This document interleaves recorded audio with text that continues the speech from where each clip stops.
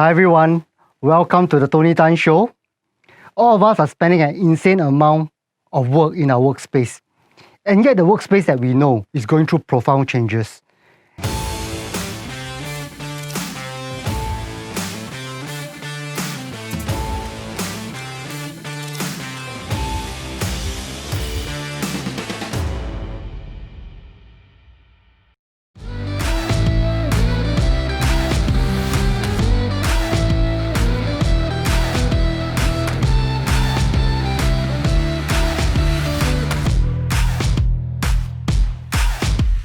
There are three reasons for these profound changes. The first is around different generation of workers working in the same place.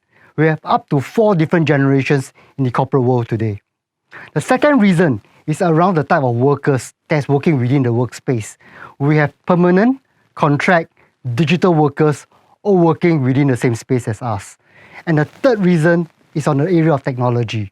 Today, the workspace is heavily impacted and influenced with the advent of artificial intelligence and automation. How do we make sense of all this chaos, get the clarity to thrive and to amplify our career and our results? For this, I'd like to introduce our next guest speaker. He is a Vice President of DBS for Workspace Transformation and in defining the future of work.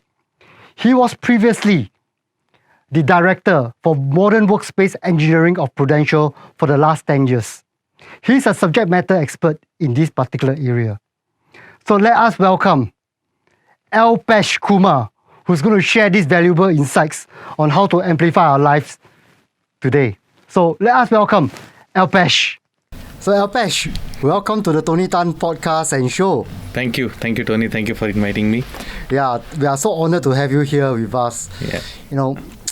If you look at some of the things that you have been doing around the workspace modernization, workspace transformation, I also understand that you are involved in the future of work initiatives for some of the biggest financial and insurance institutions out there. Yeah. Right. I mean, this is so exciting. I mean, the future of work is already here. People are talking about the workspace. And all of us are spending so much time in the workspace, and yet the workspace is one of the areas that is seeing tremendous amount of changes and transformation. Absolutely. Right. And the last few years was exceptionally fast. Could you maybe give us some insights about where the workspace is currently in the current situation? If you ask me, Tony, it's pretty much that has transformed the workspaces more than anything else. And I think a lot of organizations are who had not actually adopted the new ways of working are now picking up and the situation demands them to be able to work remotely. So I think many organizations are still on the way to be flexible enough to work from home, whereas some of them have excelled at it. And those who have, that has very little effect on them and their productivity. And I think that's the benefit of, thinking early and adopting new technologies, having a culture where, you promote innovation, good ideas. It's come quite far in terms of, for some organizations, some have just started and some probably are yet getting started on it. Yeah. That's really interesting that Alpesh, you mentioned about, it has accelerated for a lot of people, some of the trends that's ongoing. Yes. It has also disrupted so many things for so many of us. Absolutely. Right. I think it's the mother of all disruption in recent times. Yes. But if you look at this, the workspace, right? Even before this, I think, has came into play, already there are some major trends that we are seeing in the workspace. Yes. One of the things could be the multi-generation workforce that we have right now. People are retiring longer, they're living longer.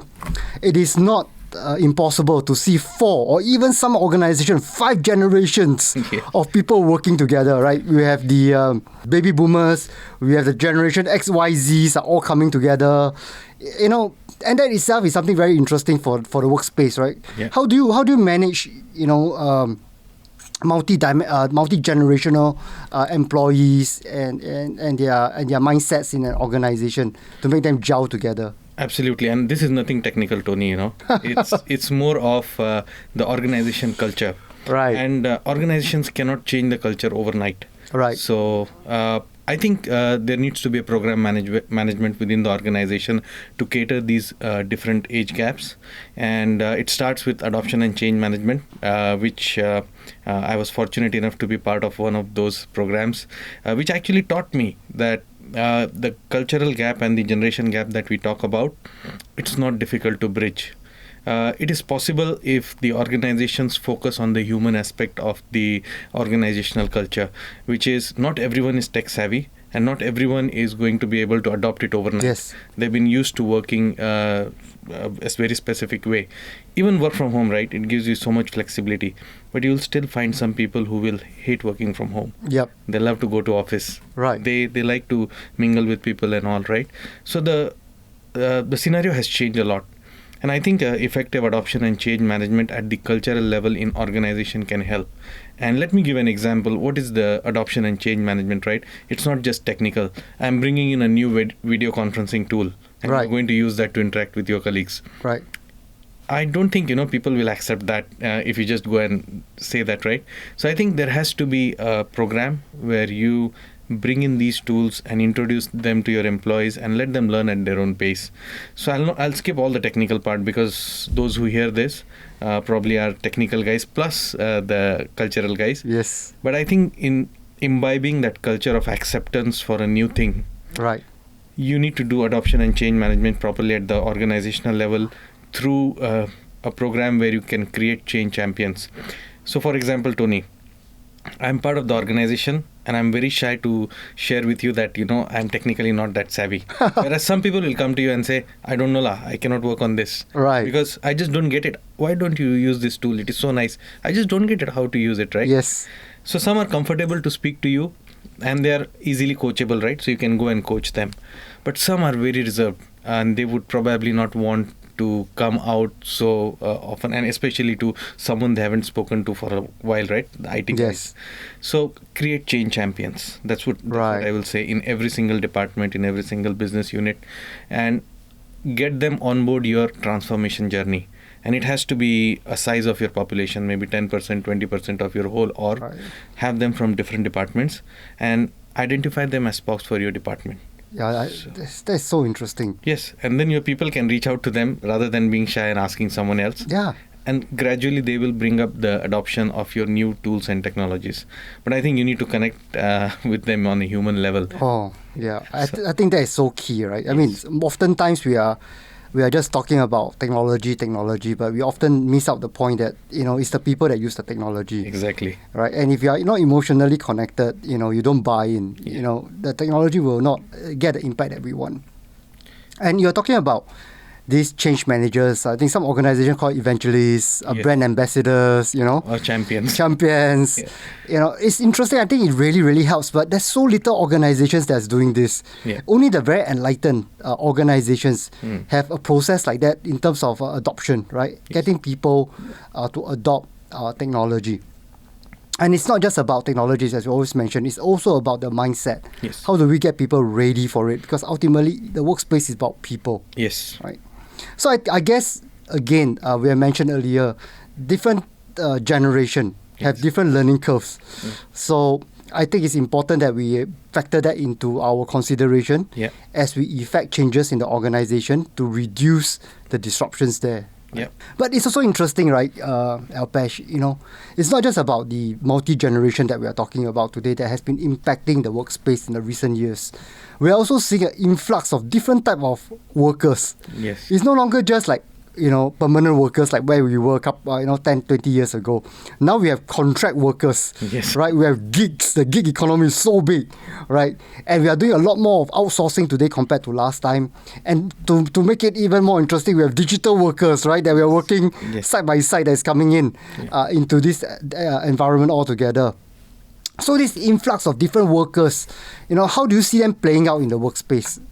I think in terms of the different kind of workers that you just spoke out, right? I think in terms of the way digital workers, so I think the digital workers are probably the bots that you're talking about. Yes. The artificial intelligence that the machine learning that you're trying to introduce in between. Frankly, it's my personal opinion. I see it as a enabler for an organization. I don't see it as a challenge.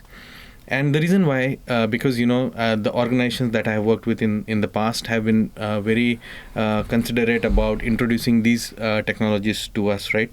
Saying that, okay, the AI is here, the machine learning is here, but it's not here to take away your jobs. It is here to enable you to do a good job. I mean, take away all the repetitive tasks so that you can focus on more of your customers, right? For example, you're serving your customers and, you need to do a good job. But if the customer comes to you and somehow, there is a bot that has already addressed some of your repetitive queries that the customer will ask you, you can now focus on more specific needs of the customer. So I think, when it comes to, first of all, we should stop saying contractors, and yes, that may be the kind of engagement that you have with a particular individual, but once they are on the ship, they are pretty much the same, right? So we trust each one with equal respect. Maybe their pay is different, which is a totally different thing altogether, right? But when they come in the scenario and they are on with you, they are on board with you, I think it doesn't matter if they are contractors, if they're your permanent employees. It should just be, dealt with the most humane aspect of it. So I'm not sure if I answered that. Yeah, certainly, right? Because at the end of the day, I think what we want to do is that we want to make sure that there's a role for everyone in an organization. Yes. Especially in a fast-moving organization today that is more digital than before. Yeah. I think the ability to execute fast is important. The ability to align is important. And I think at the end of the day, when we say that there's different class of workers across multi-generations, and of course now we are talking a little bit about automation and artificial intelligence, which you have mentioned earlier, right? This has added so much more dimension to the workspace, or the future of work as we call it now.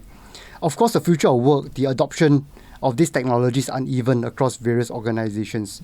But I think that there's no questions about this wave of technology adoption that's coming in for us, right? Yeah. So when you look at AI, a lot of people is very concerned about, will we really take over our jobs as workers, as employees? Will we augment us? What is your take about where and how AI is impacting us in the workspace? I think, again, it binds down to the fact that how you use the technology, the artificial intelligence and the machine learning in your business processes. And I think under what circumstances you've onboarded the journey. If the sole motto was that you want to cut the workforce, probably you may not even succeed in your AI journey, because I think you're not addressing the real concerns. Why do you really want to go on the AI? So I think it's very important to have that clarity. But as an employee, if I start looking at it with a doubt, right, that, hey, now that my company is embarking on the AI journey, I'm sure going to lose my job. I think that's probably not the right way of looking at it.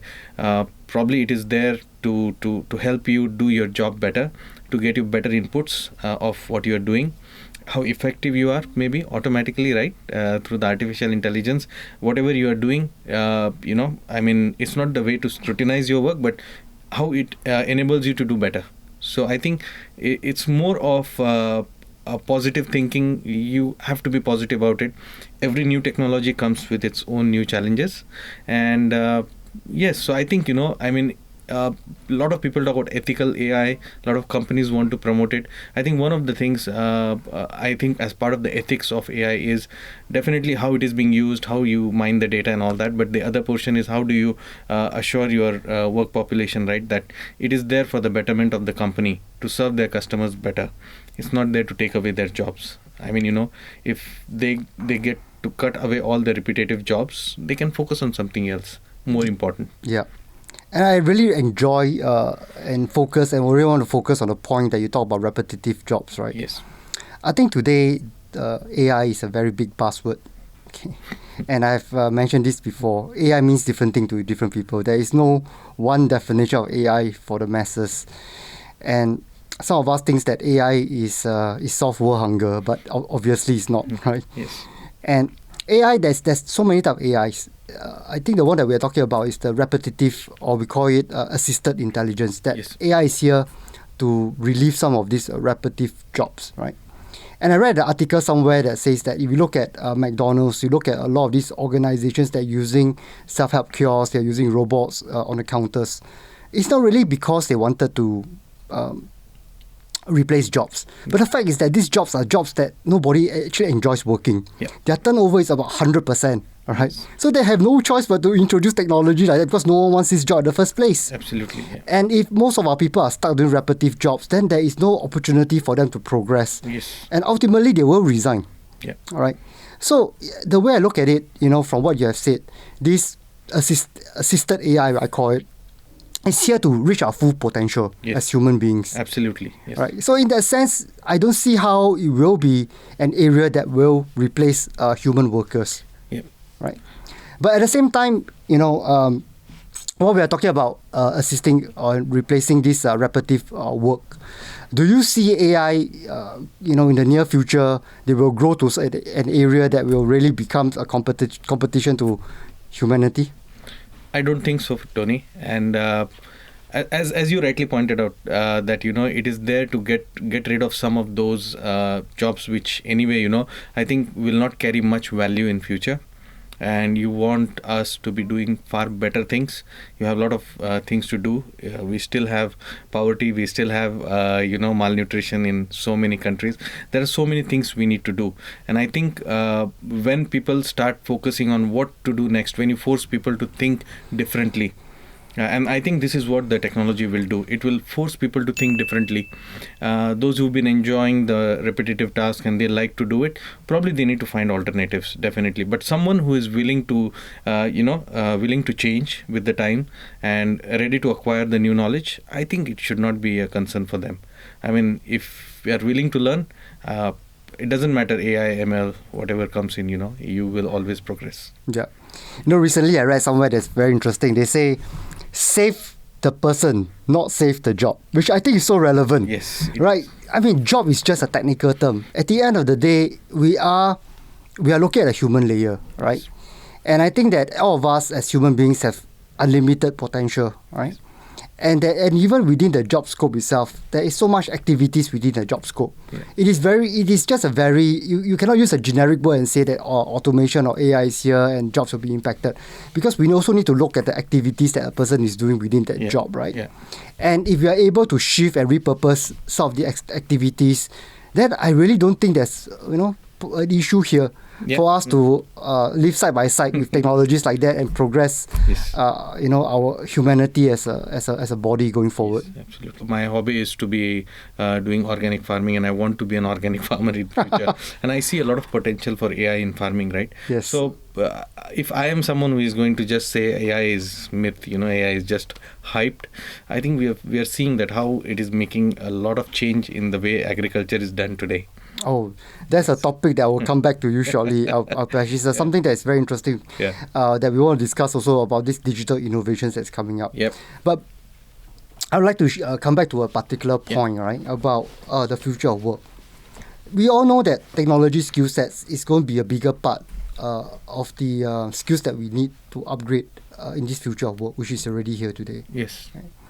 What do you think are some of the tips or some of the models that our users and our listeners needs to adopt so that they are able to not just survive but to thrive in the future of work? I think first of all, we need to accept that the change is here, and you can't run away from it anymore. And I think COVID has actually kind of forced everyone to accept that change in a way. And if you look at it, I think prepare when you have time, learn, find the areas of interest, keep reading. And for me, I used to use, if I need to learn anything new, I would just sit at the back of the bus, open my Twitter and follow all the technical guys, and then just get inputs from them from various places, mark it, like it, so that I can read it later. And you develop that way. These are the small steps. They're very insignificant, but if you keep following them, you keep following the right people on LinkedIn, Twitter, and that's the way for me to get my source of information. That's how I learned today, from the word of mouth, from social media. So I think use the time, use these small tips, like use your time to commute to acquire a new thing, and then just try to go in depth. If you find it interesting, I think you found already a new thing to learn, right? So you continue on that path, and eventually you will succeed. So I don't have really magic words to share with someone, but I think what I have gone through probably will help them as well. I think keep reading. That's very Right. important. Stay in Right. touch with what is happening around you, especially in the not just necessarily AI and all that, right? But whatever you work in that, how are people doing it differently? Right. And sometimes automation and all that was also is also a buzzword. Whatever you are doing, if there's anything repetitive, take that as a challenge to go back and say, at work, this is what I do every day. How can I use the tools that I have, or come up with some new tools to automate this, what I'm doing? So that's already your journey. You've already started. Right. So what I'm hearing from you, Alpesh, there's actually 3 areas that that you could share with our audience. The first is actually a little bit about wisdom, acceptance. Yes, Right. I think if you don't accept, you cannot progress. Absolutely. That is a very simple piece of wisdom, but it's very profound. Yes. Right. Only through acceptance can we grow. Yes. So the future is already here. Absolutely. Right. To fight against it is just waste of energy. Absolutely. Right? So we accept it, and I totally agree with you on that, Alpesh. Yes. And the other area is to have a growth mentality, of course. Right? Of course. I think in this digital world, with things are moving at such a fast, furious rate, if we don't have a growth mentality, I think we will all be in trouble. I think a lot of us, growth mentality, I felt there's 2 things. One is how do we learn more, create new things, right? And then the other one is about death. Now, when we talk about death, it's not the morbid death that we're talking about. We're also talking about death of old ideas, Yes. death to concepts that don't serve you better. Because if your mind is so full Yep. with all the information that does not serve you, you will not be able to progress. So having that growth mentality is absolutely key, Yeah, absolutely. right, in today's environment, right? Yes. And the third area you talk about is having an innovative mindset. Yes. Continue to think what are the areas that you can improve, not just yourself, but for your organization. The more you think, someday you will hit the jackpot, right? Yes. Have one win at least once a week, if not every day, Yeah. which will give you confidence, right? It will set you up for. Yeah. So have one win at least. And it does not matter whether the win is big or small, right? Celebrate the little wins in Yeah, life. absolutely. Oh, that's another wisdom there, Alpesh, for our audience. Yeah. I think that's so important. Everything starts somewhere, start baby steps, and then we gain the momentum from there, right? Right. And Alpesh, I'm just curious, right, about this thing about robotics, about AI. What do you think about skill sets like social skills, emotional EQ? How important are they in the future of work today? Very important, especially when you're working remotely. I think the dynamics of engaging with each other has changed a lot. You don't get to see each other physically so often now. So when I'm interacting with you now, I can see your facial expressions. Right. I can see what you're going through. And if there's a tough conversation we have, I can understand what is your reaction, right? But that's not possible on this virtual world today. So I think it is important to have that emotional intelligence to say that, I think is it the right time to react to something, or probably I'm just going to take it light and I'll come back for a situation. I'll probably address it later maybe. So I think yes, I mean the emotional intelligence has to be there, especially there are challenging times and you have agreements and disagreements, so definitely the EQ is very important. And I also think that to reinforce on what you say, people are very concerned about robotics and there are robot servers and everything. Yes. But seriously, how many of us want to be served by a robot? I'm not sure about you, Alpesh, but I certainly rather be served by a human being, right? Absolutely. And it's that kind of EQ, that kind of warmth, that kind of social skills that a robot will never be able to replicate. Yes. At least not in the near future. Yeah. And that is how we differentiate ourselves with the robots and the core technology that we have today. That's something that's unique to us humans, right? Yes. And what do you think about higher cognitive skills like critical thinking, creative thinking, the ability to ingest and process data? How important are these higher cognitive skills for the future of work for our people to acquire? I think, when we talk about the critical thinking, the cognitive skills, absolutely important, definitely. I mean, critical thinking especially is quite important as part of the journey that you are going through. You're going through a massive change. The way you're working, you have to leave the old ways of working and adopt the new ways of working, engagement. So absolutely, I mean, these are important aspects. These are important human aspects of it. but it's something that you prepare for. You should be preparing for always. It's not situational basis. So if it is COVID, is it going to go away? There's many companies are going to adopt this way of working. So if you are an information worker, I think it is important that you have those skill sets. So again, I would say that probably for me, it is more about preparing it right in the back end. So, whenever I'm out there trying to face a situation, these skills will definitely go a long way. So, equip yourself. I mean, to acquire this and speak to people like you. You've been a motivational speaker. I've heard you a lot. So, I think, if when you don't find a way to get all these skills, maybe just hear someone else, try to understand how they've gone through their change journey, and that might help as well. So Yes. well, those skills are important, but how to acquire them is also equally important. Sometimes we lose focus on that. Yes. Yeah. Alpesh, you have mentioned another very key point, right? Knowing and doing is two different things. Yes. We can give you clarity about where the future is going, but do you have the mental models and the mental attitude and mindsets to position yourself to harness this clarity so that you can live your best self? That's something that's often missing, right? That we talk about to people. So getting that mental models, getting that inner optimization is key. Yeah. And I feel a lot that inner optimization and the outer world is totally connected, right? Yeah. If we are able to have the best of both, we should be able to live that life that allows us to do well. In fact, I'm still on this journey, Tony, to be honest with you, right? So the kind of words that you just used, right? It's difficult for me. It doesn't come to me naturally because I'm still learning, right? The learning never ends, and I'm still on this path of change. I haven't changed yet. There's a lot that I have to change myself as well, and I accept that. I'm not accomplished yet. I'm still going through the process of that change. So it's a bit difficult to answer some of those questions for me because they are too in-depth for me.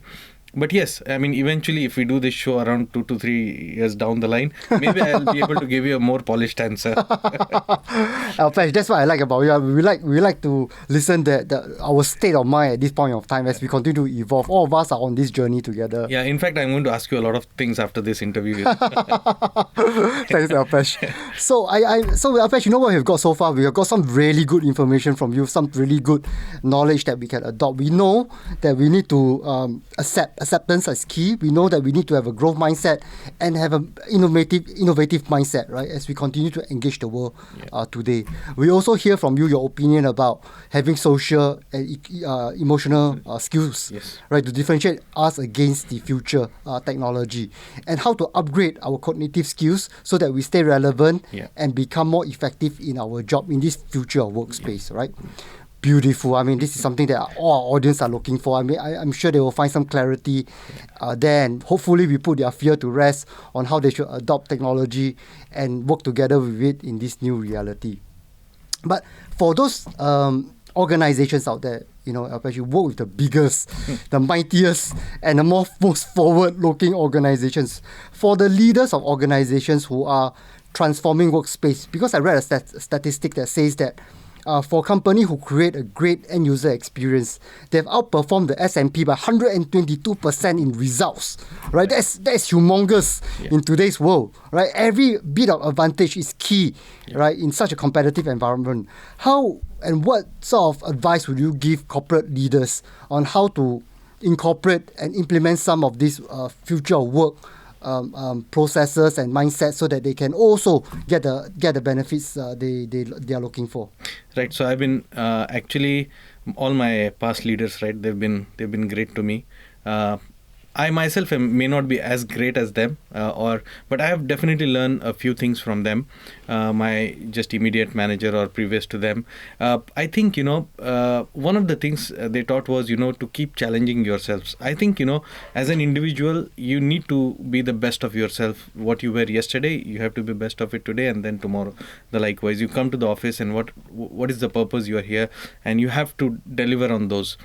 But I think I am really not in a position where I can actually tell the leaders out there who probably are more senior than me and I can give them some guidance.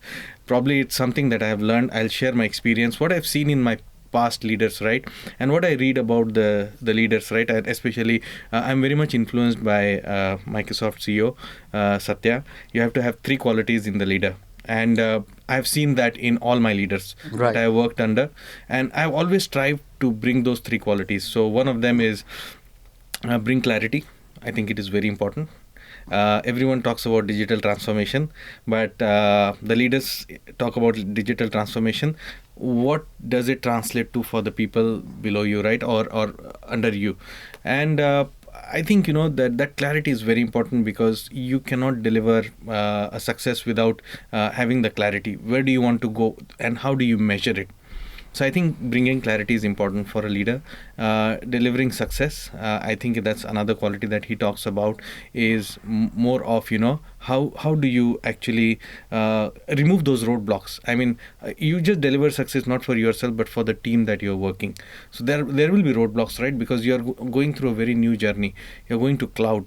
And in a traditional world, probably security is the most important aspect. And knowingly or unknowingly, it is a blocker for you.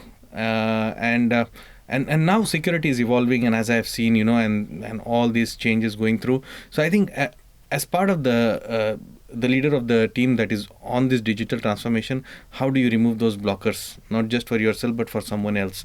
And it's not just for your team you deliver the success, it's for someone else. It is for the whole ecosystem around you. So you need to deliver success for them. And the last but not least is, I think it was bring clarity, deliver success, and then there was create energy. So I think that's also equally important, Tony. When I met you now, after I spoke to you, I got quite energized, So I'm just holding on my energy. But I think, it is important to bring in the energy. Yeah. It helps for the team to go fast. So I think these are three principles that he evaluates people on. I observed my previous managers. I found that quality in them. I would like to add one maybe, and which is to bring the best out of the individual that works with you. So how we can challenge them to bring their best out. So I think, I have done that myself to my colleagues, and who worked with me. I've challenged them, and I've been challenged as well. So Right. somewhere we were successful because there was this culture of a positive energy that was created to say, okay, this is a challenge, how do we go around it? Yes, there is a blocker, how do you get rid of it? Right. So I think for leaders, I think these are 3 or 4 qualities which I am no great leader to tell someone, because there are many senior people who will be watching this and they'll say, what bullshit, man. No, What I is think, he you know what, talking about? Alpesh, I think that you have been actually a leader for so long. I think there's just different type of leaders, right? I think every one of us is a leader. And I like to talk about this concept about personal leadership, right? We don't need a title to be a leader. I think as long as we are committed, we have pride, I think every one of us have a role to play in this world. Yes. And I think you have done a wonderful job, Alpesh, in your role. I mean, you have been a leader for so many people around you. And you have shared also some of the things that you admire in leaders, right? I think we are talking about today's leadership. It's a very interesting topic. And some people call this digital leadership for a digital world. And this leadership concept has been changing. It has been evolving very, very rapidly. I think really technology augmented by COVID-19 is just it's just off the charts, right? The things that the speed that we're moving today. And you mentioned about clarity, and clarity is so important. Because today, if you look at technologies, we have a convergence of technology, and each technology itself is a disruption. AI is disruptive. Robotics is disruptive. 5G is disruptive. Augmented reality is disruptive. Quantum computing is disruptive, right? Autonomous driving is disruptive. And the fact is, all these are converging. Yes. And when this converge, it's going to be a tsunami of disruption. Yeah. And with all this noise and everybody has an opinion and all these adoptions are different across the board, different across every industries, if the leaders do not have clarity, I mean, if you compare to last time, life was a lot more stable. You do the same thing, you do it well every day, you execute it well, life goes on. Your leader have vision, no vision, it doesn't matter, right? You get paid. But now you can't. Yeah. Okay? Because you have fear. You know that change is here. And if your leader don't give you that clarity of purpose or a mission statement or vision to guide you, you'll feel lost. Yeah. And you will feel a sense of You have a sense of insecurity. Yeah. So I think clarity is absolutely critical today. Yeah. for digital leadership. So since we are talking about digital leadership, right? So let me ask you a few other questions about digital leadership. How do you see the ability to be agile and to fail fast for a leader? Do you think these are important things that a leader has to got today? Absolutely. The fear of failure has to be gone. Promote the culture, which I have been part of as well, where failing is not a taboo anymore, right? You fail and then you start the work again, and you try to be the better of what was done, right, in the past. You fail, you learn from it, and then you keep moving ahead. So I think the fear of failure has to be taken away. Right. And I was very fortunate. I was allowed to fail, and I think I would do that as well. When I have the opportunity to be a leader, I will be making sure that I allow the fear of failure, but it has to be a measured one. You are cautious enough, so no reckless stuff. But I think fear to failure has to be taken away, because that's a very critical point of the journey. And that helps in innovation, right? You fail and you learn, and then you start doing things differently, and that's where you are imbibing the culture of learning. Yes. So that's important. So take away the fear of failure and set the goals. But yes, you need to have a long-term goal, right? But in order to achieve it, break it up in small chunks, and take that goal, win it, and then move on to the next one. And ultimately you can't have a finished product on day one. Right. In today's world, right, you will have to reiterate on the existing product time over time. Grab was not what it is today. Yes, it went through so many different iterations. Right. Neither is any massive big product coming in today, right? It's going through massive change. Every single most of the organizations come with a change to their application every 2 weeks. Think about it. In the past, you and me have worked on certain products, right? Let's not take the names, but didn't change for 3 years, right? Right. Then on the third year cycle, it will change, and then all the things. It went on for a while, which was okay, but the world is changed today. People can't wait 3 years to see a change in your product, right? Yeah. So I think if you don't fail, you don't innovate fast, and that trickles down to how beautiful of a product you create, right? It will have a lot of failures behind. Yeah. So I think you look at it, everything is integrated, right? Yes. Whether do we do, because with agility, you tend to make mistakes. Yes. And when you make mistakes, you need to learn to embrace mistakes and to grow. Yeah. I think that central theme about this, it's not just about technology adoption, it's also about our education system. Yes. Right? How do we create an innovative environment, a startup where we have more entrepreneurs, that allows us to grow. So as a digital leader, I think we need to embrace this, because that's how fast things are going. Yes. If we are deliberating all the time, by the time we are ready, I think the ship has sailed. In that sense, right? And a lot of us have seen this everywhere. There's the red tapes, and this cautiousness is something that we need to be mindful about in this fast-changing world. Yeah. And I think it is more of risk-taking, if you ask me. As a leader, you have to take that risk and allow your team to grow, right? So as a leader, you have to take that risk, and you also have to take the right decision at the right time. So I think that helps a long way for your team to go through. Because at the end of the day, if someone is too much focused on coding, right, they're not talking about leadership here. They're delivering on a problem. But you as a leader has the view of that plus the things surrounding. So I think as a leader, you have to allow, allow those people to focus on what they're delivering. But you are capable enough to take that risk of failure. Right. So you have to take the risk as a leader. Yes. Because someone else is failing, you have to take the leadership, right? Yes. So, and that's not someone else, that's your team. You're right. So, yeah. Which brings me to the next point, right, which is so interesting. You talk about the CEO of Microsoft, Satya, right? And the fact is that if you notice something that's very interesting, today people follow the person, they don't follow the brand. Yes. You normally don't follow Microsoft, but you follow him as a leader. Yes. Because he is a charismatic leader. Absolutely. So in today's world of people follow people, how do you think, what's your thought about branding, digital branding for a leader today? Do you think branding for leaders are important? Yes, in a way it is. And probably through because that is how you bring the thoughts of the best leader out in the market, right? So I think if you are a good leader and if you are listening to this, please come out and speak to Tony, because that is going to make more brilliant leaders out there in the future. But I think it is important to speak out, and I mean, to coach the next generation of leaders like us, because I'm quite young. So it is important. It is important to come out and to have that digital persona of yours as well, because people can see the results of your company, but they don't know what you are as a Yes. personality, right? Yeah. So yes, we need to be social. That's why I came out here to speak to you today. Yeah. I think it's so powerful, right? That we connect authentically to a leader because, after all, we crave human connections, Yes. and that's why it comes back to a topic that technology will never replace humans, because human connections is just not replaceable in that sense. In fact, let me turn the tables around, Tony. Let me ask you, you've conversed with a lot of leaders yourself, right? I mean, there will be certain learnings that you've gone through a lot of leaders. Maybe, can you pick one such learning, Tony, which you had after a conversation with a leader? Any one of the learning that you had?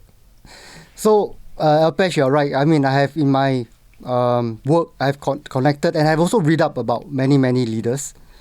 But I think one of the most important thing about leaders, in my opinion, after going through so many of them, is a leader who's willing to be vulnerable and be authentic. Yeah. Right? Ultimately, if you are so polished, you can do no wrong. Yeah. I can't connect with you.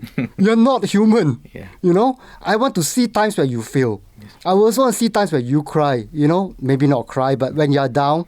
And I know that even leaders do fail. I know that even leaders do go down. And I aspire to do more for you. And I also feel that the leaders who take charge, who take the lead, is very important. Because when you are not just vulnerable and you're authentic, but you take the lead, people know that you walk the talk. Yeah. And leaders like that generally are leaders that will demand the loyalty. And loyalty is a very difficult word to talk about, right? Because what is loyalty?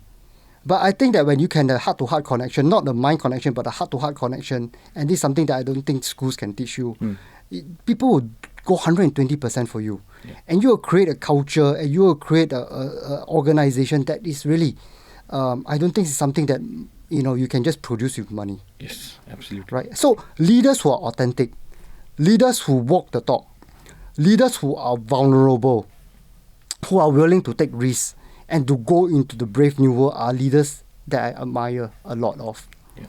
And if you ask me what leaders I admire different leaders for different things. I admire Elon Musk for his vision, yes. Right? For his vision of creating moonshots. We need people like that to tell us that anything is possible. Let not give ourselves a mental block. Yes. If we think we can, we can. So I admire him for that area. I admire also Steve Jobs for his vision and his communication skills. That guy is a salesman, right? I think leaders need to be great communicators. I think he's one of the best communicators out there. And there's also another thing that I admire about Steve Jobs, and this is something that I like to share. You realize that in creativity, 1 + 1 in our world don't equate to 2. 1 + 1 equals to 3 or 4 or 5, right? If you are a generalist versus a specialist, and there's a whole new topic about that. Today we're talking about generalists because we know that multiple disciplines combined can give us innovation and creativity that otherwise if we spend our time on just one field, we might not unlock because we are just too fixated with one way of doing things. So Steve Jobs was the first one who showed us in a big way. If you take arts and technology with strong leadership, you can change the world. Absolutely. So these are two leaders that I admire a lot, right? So yeah. Alpesh, I hope I shared with you some of my thoughts about how I look at leaders. Yes. Yeah. Absolutely. So we're on this topic about digital leadership. But let me just go back a little bit, Alpesh. For those companies who are looking to change, who are looking to effect the future of work, right, and to create a great end user experience in their organization, what are some of the processes that they need to put in place, right, so that their organization can harness this technology, harness this culture to create the great end user experience. Of course, we spoke about leadership. That was one of that. Yes. Right? We spoke about leadership. But is there anything besides leadership? But we also spoke a little bit about processes, right? Yes. About the change management. So we talk a little bit of that. So we have leadership, we have change management, we have some of the processes. Is there any other things that you think is critical for the leaders who are listening in, who wants to effect change and get the unfair advantage with a great end user experience? I'll share a personal example. Sure. Or experience, I would say, is that it's very difficult for big organizations to change. And the reason is not that they are not willing to change. They are willing to change. They have all the resources. They have all the money that they need to spend on. I think it's the amount of people that they have part of the equation, right?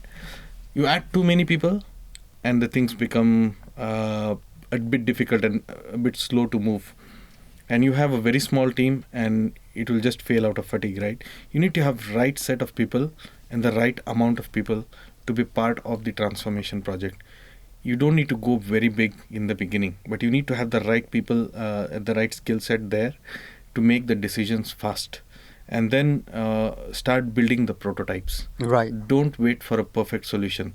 Build a small prototype, see how it works, learn from it, reiterate, make it a little bit bigger, try to involve some more things. Now, if you go technically,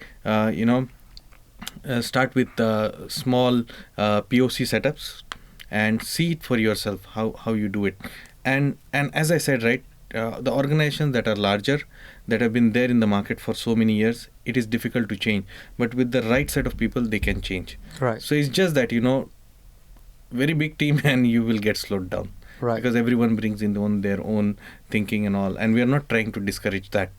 That will come in as well later. But start with a small team and build prototypes, and then start engaging right people from different departments, different areas, as you need on the need basis. There's one thing that I'll always say, that security is very important. It's information security or it's a process business security.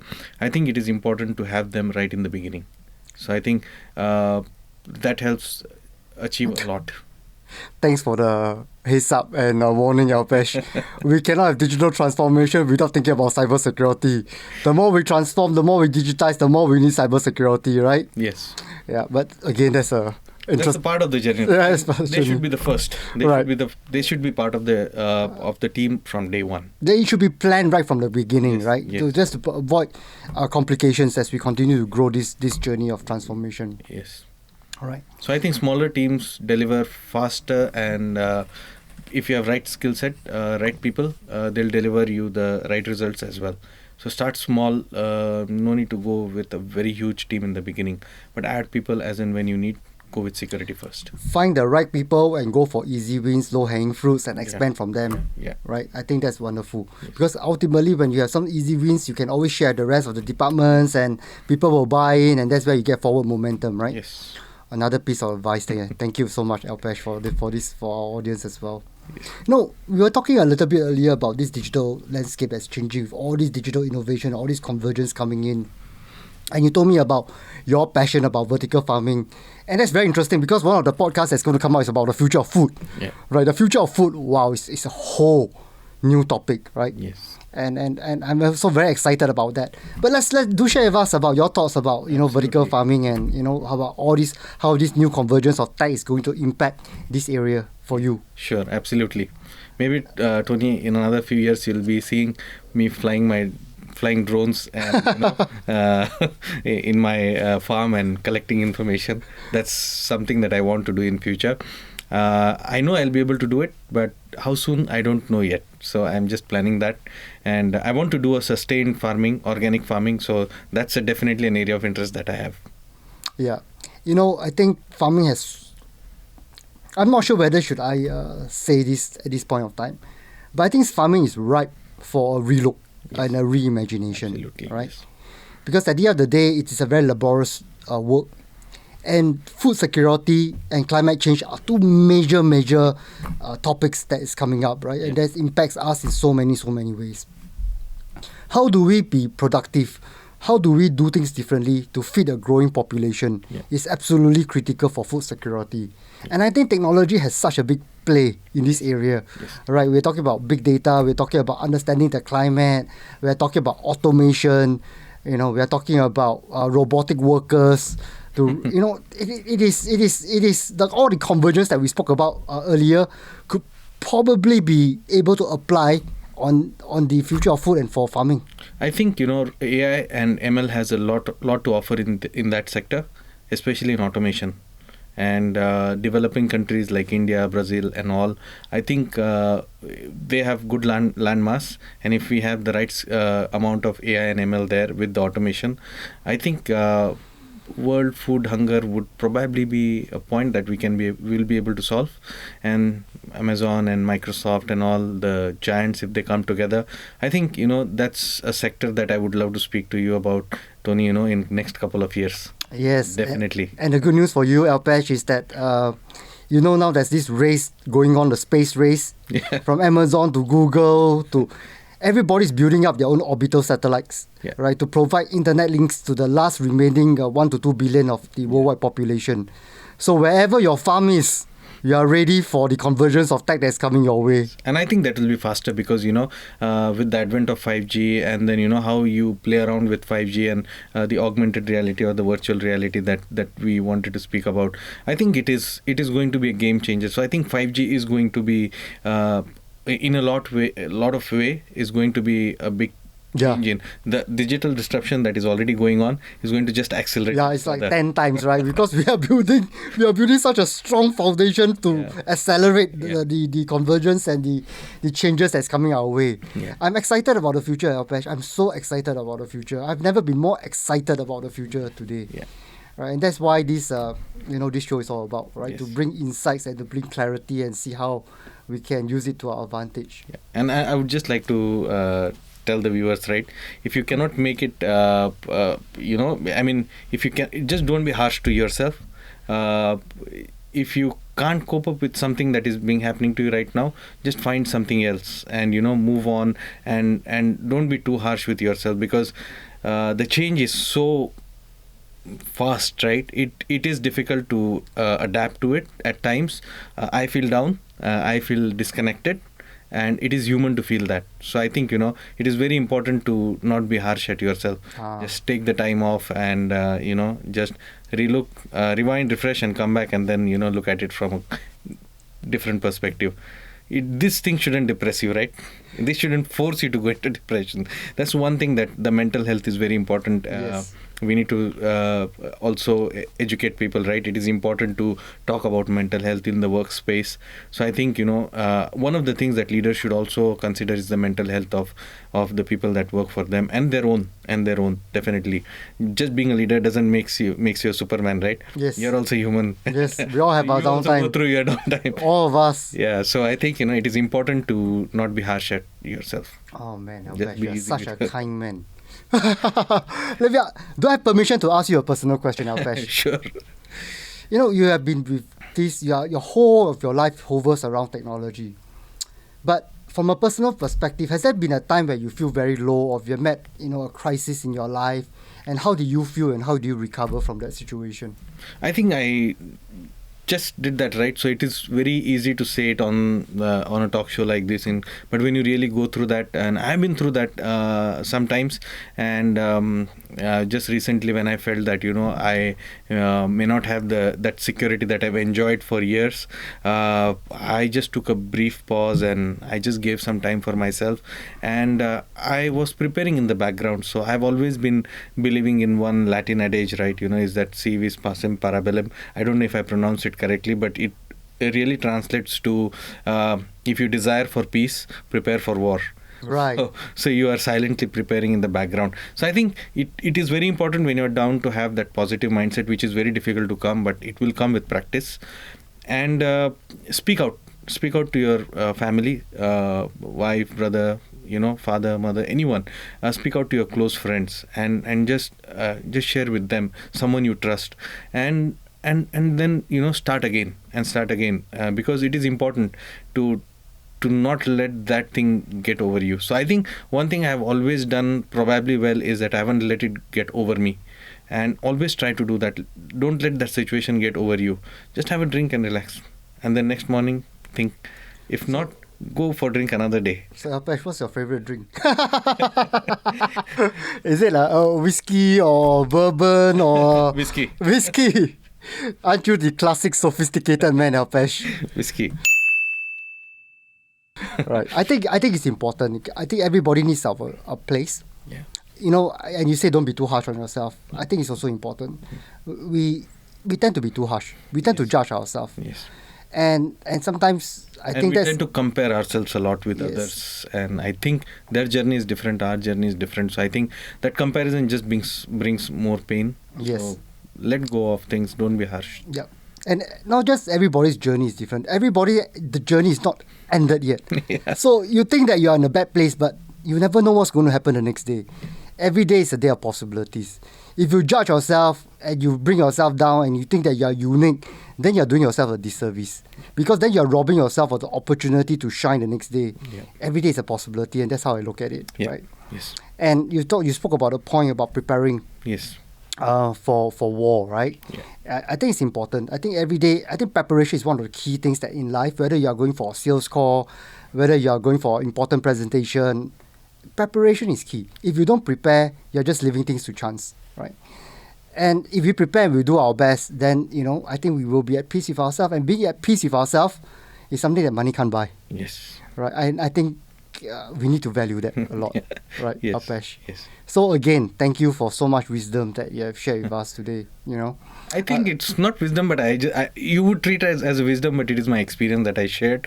Not really wisdom, because I'm still learning, as I said. So I think I'll be learning even if I'm 60. So I think, it is important, that preparation when I spoke about, I also shared some tips like, use your downtime, like the travel time and all those to stay in touch, talk to people, be more social, in terms of your colleagues, and try to know more about what is happening around you in terms of your technical space or your personal space.